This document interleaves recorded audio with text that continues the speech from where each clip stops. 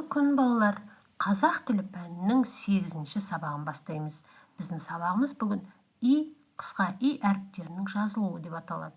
Сіздер бұл сабақта қысқа и әріптерінің жазылу емлесін білесіздер.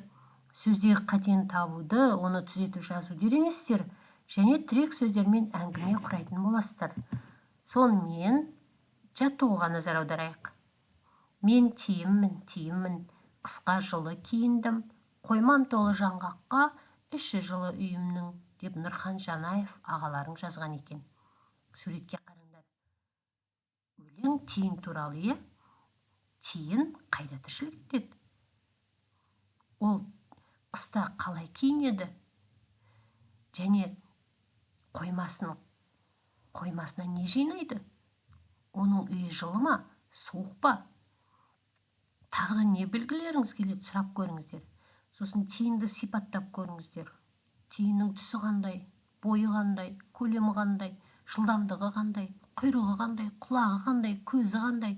Осы сұрақтарға жауап беріп көріңіздер. Сонымен тиынды сипаттап постер құрайық.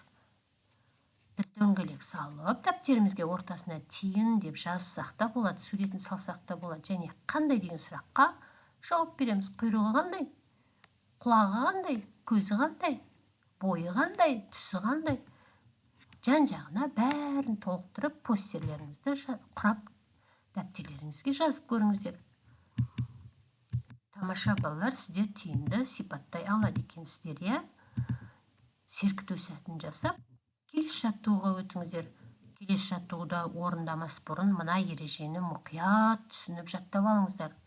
И дауысты, ал қысқа и дауыссыз дыбыс.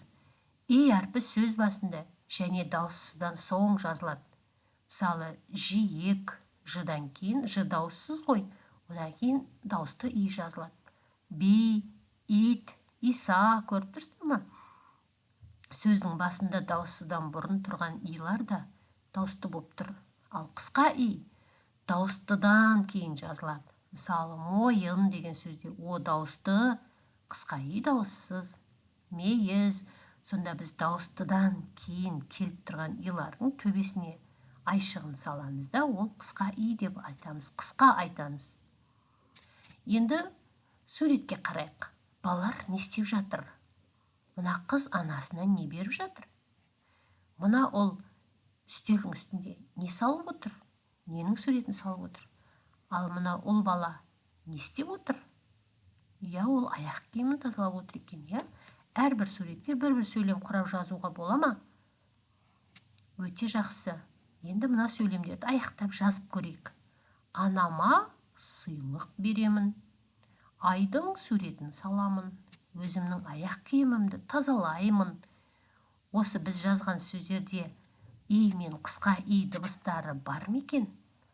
Бар болса, дауысты илардың астын қызылмен, қысқа и дауыссыздың астын көк қарындашпен сызуды ұмытпаңыздар. Сосын сіздерде 32-ші жаттығуда сөздерді әдейілеп қате жазып қойған. Сіздер қатені түзеп көріңіздер. Та, қы, и, я деген сөзде қай дыбыстар артық болып тұр? Қандай дыбыс жазылу керек? Қыдан кейін қысқа и жазыла ма? Жоқ, әрине, қыдан кейін дауысты и жазылады. Сосын тақия. 5 қана әріп жазамыз, 6 дыбыс айтқанмен. Кейім дегенде кідан кейін мына жазыла ма? Тағы қандай қате көріп тұрсыздар? Қателерді түзе алдыңыздар ма? Қатесі жазған сөздеріңізді комментарийге жазып қалдырып қойыңыздар. Мен міндетті түрде сіздерге жауап беретін болам.